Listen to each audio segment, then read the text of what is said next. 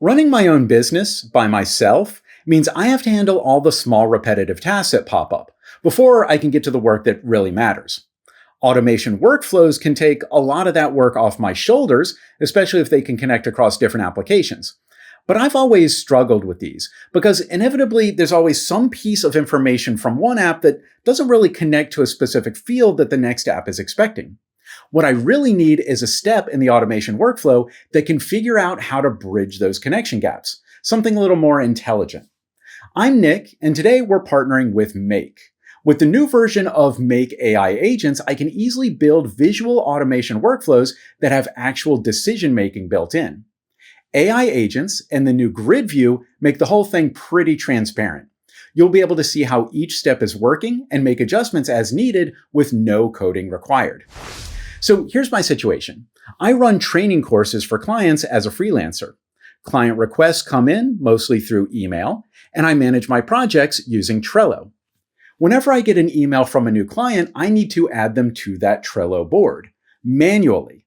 I need a system that will pick out those project requests, ignore unrelated emails, then route them to my Trello board.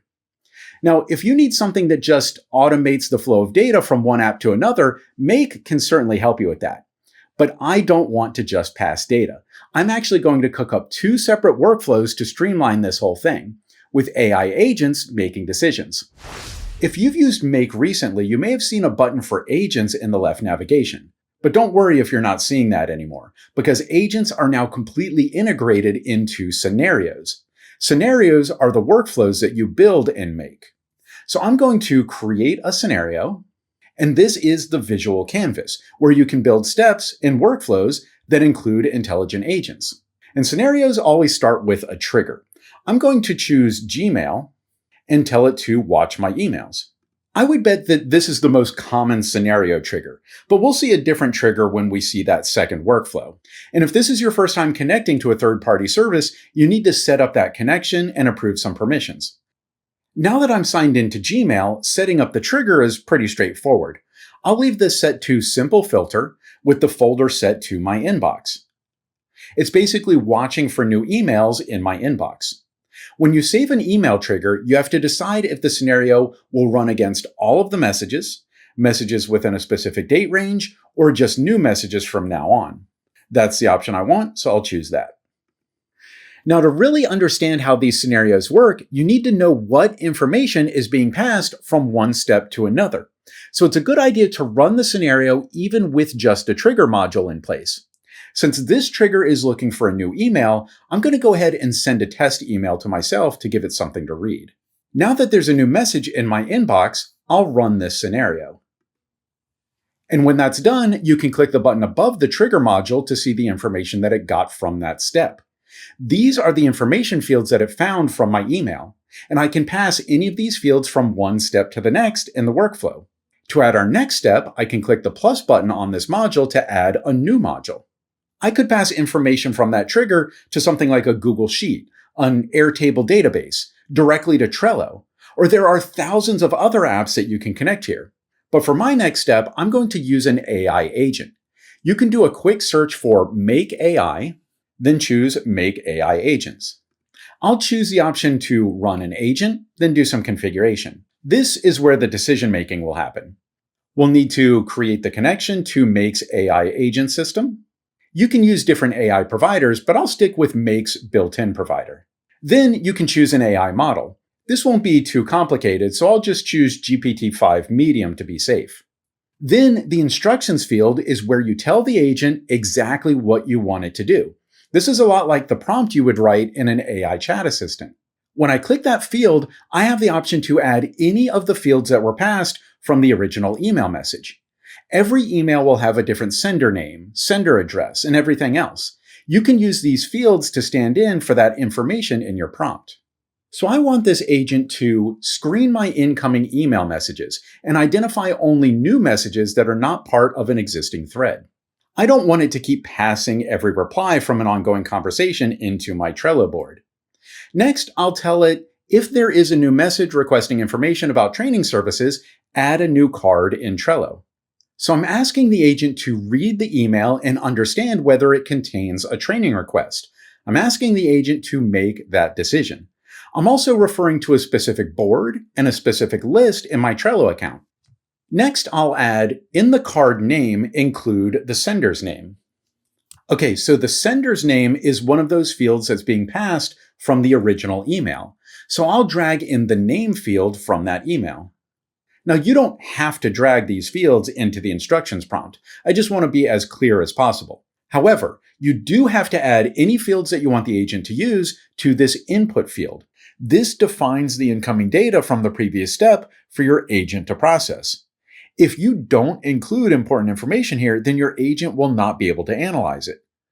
Ultimately, I will be referring to the thread ID, the email address, and the full body text in my instructions, so I'll just add those now.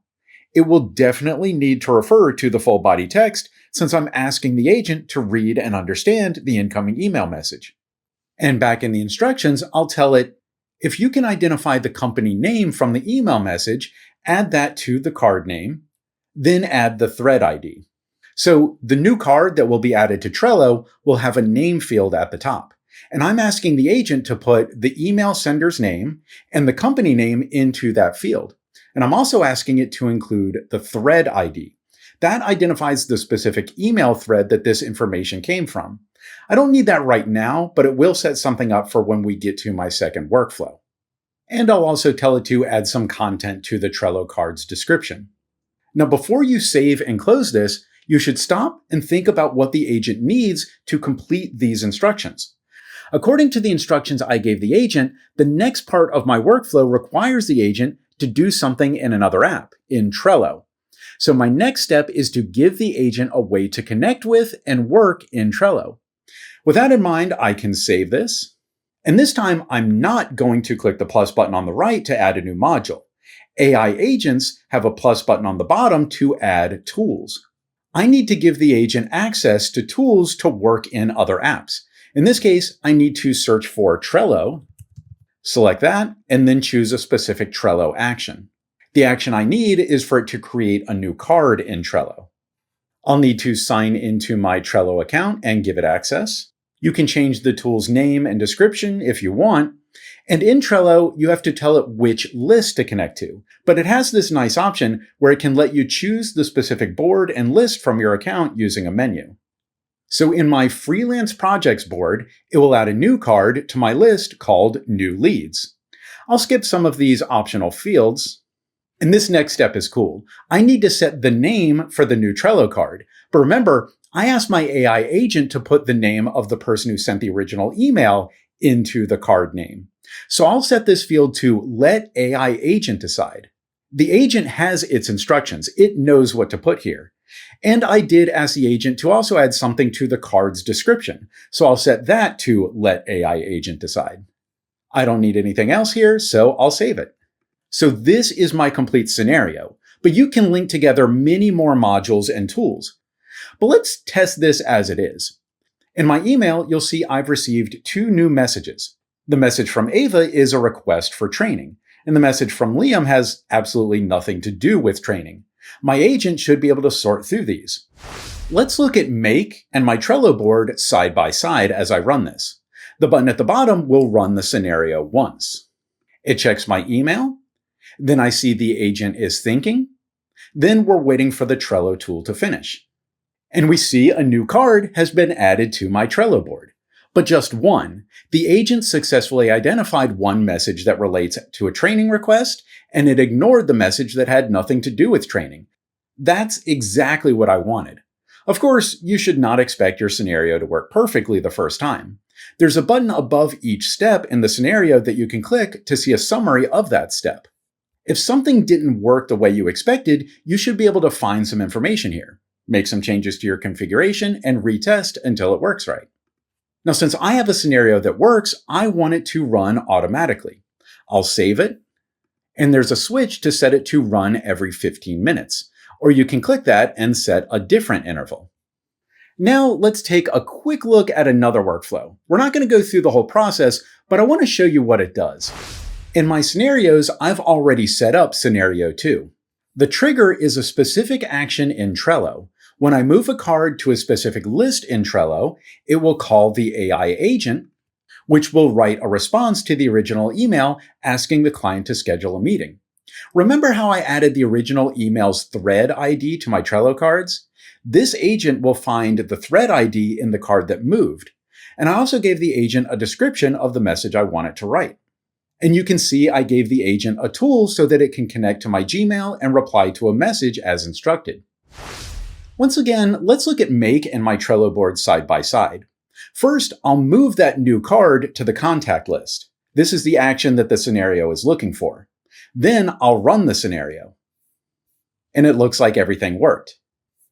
Now, the original person who sent the request will get a response inviting them to set up a call. So I've set up 2 scenarios in Make that work together to completely streamline new client communication. Now, if you just set up one scenario, then you've got everything you need. But if you set up multiple scenarios with complex flows that connect to different apps, that can be a lot to keep track of. If you do set that up, I think you'll love the grid. Choose the grid from the navigation bar, and the grid shows all of your connections across all of your scenarios. These 3 modules here represent a scenario that I was playing with earlier. But this little network over here represents my other 2 scenarios. They're connected because they both connect to my Trello workspace. I can see that my scenario 2 triggers the workspace, and scenario 1 reads it. If there were any connections that weren't working properly or need your attention, you'd see those listed, and you could troubleshoot them visually here. You can switch to different layers to see which steps are sending the most data over the internet, or which are using the most AI credits. And if you are part of a team working together in Make, this can help you visualize and troubleshoot connections across your team. So you can get started for free at make.com. You can start building powerful scenarios, even with a free account. And it scales up for larger teams and enterprise users. As for me, no more missing client emails. No more sifting through my inbox to make sure I'm not forgetting something. And I don't even have to send that introductory email to schedule a first call anymore. The AI agents in Make have helped me offload a lot of those administrative tasks that were taking up my time. To keep learning, and for more videos like this, make sure to subscribe to this channel.